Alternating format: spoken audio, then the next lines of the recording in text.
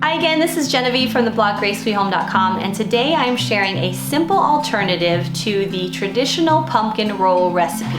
It's still pretty warm here in the hollow, but in the evening time it's starting to get cool. So I've been thinking about recipes that we love to make during the fall season, and one of those is a traditional pumpkin roll. Except I did not have any pumpkin puree thawed out from our pumpkin patch last year.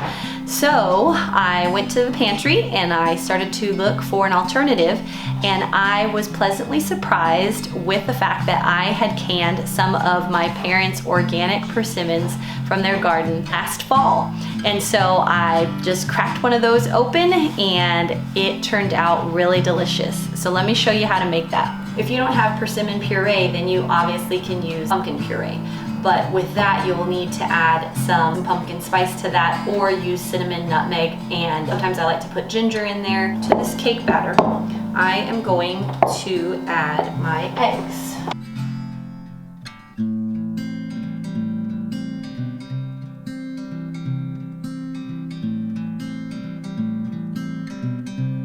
So with that, I am going to kind of mix that up a little bit, break it up a little bit so it'll be easier to mix.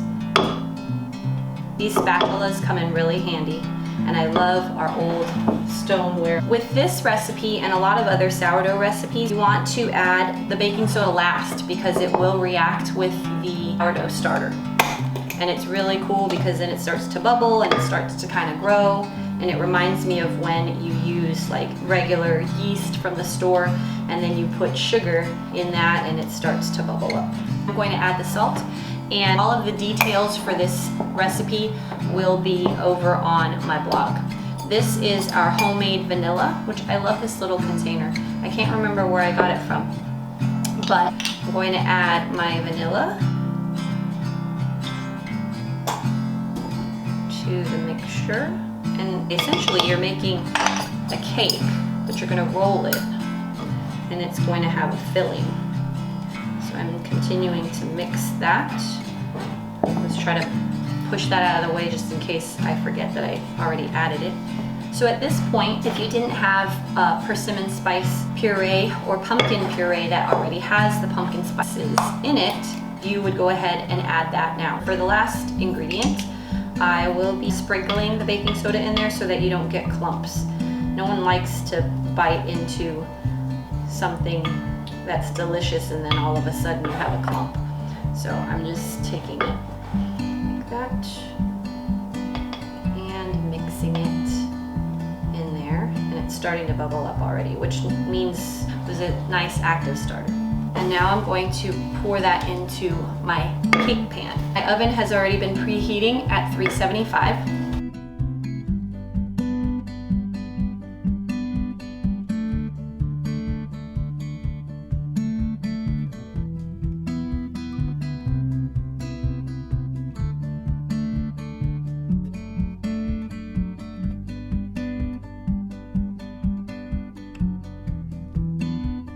So while that's baking, I'm going to go ahead and start cleaning up and then preparing the cream cheese filling.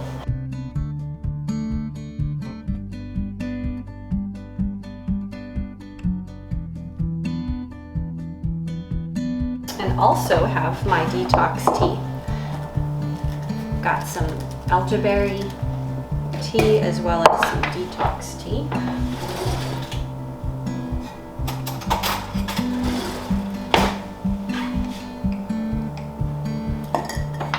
Sometimes if we need butter to be at room temperature or cream cheese to be at room temperature and we didn't have the forethought to let it sit out, we will just kind of use our hands or put it in our pocket, and that way that will get it to room temperature a little quicker.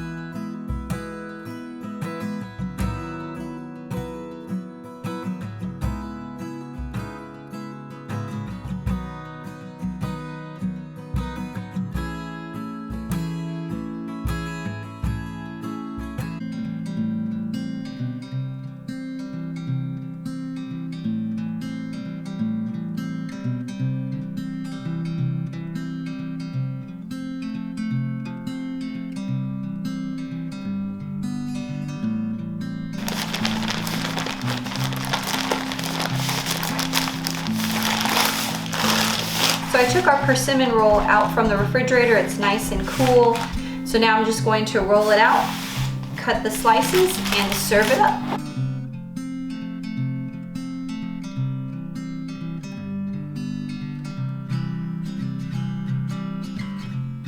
For the full recipe and details on how to make this spiced persimmon roll, head over to the blog.